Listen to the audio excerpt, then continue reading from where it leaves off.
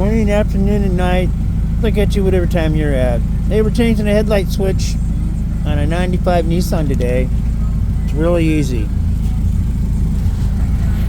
You just need a Phillips screwdriver. And you take all the screws out from the bottom of that.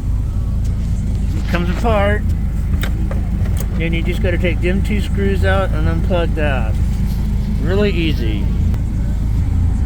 You just take that screw and that screw out. It just pulls out. Anyway, that's pretty much it. You just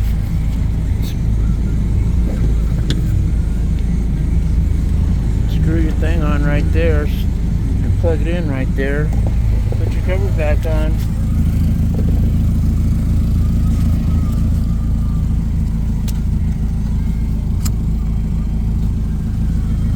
Anyways, that's how you change a headlight switch on a Nissan.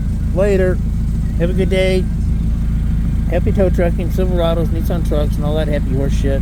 Later.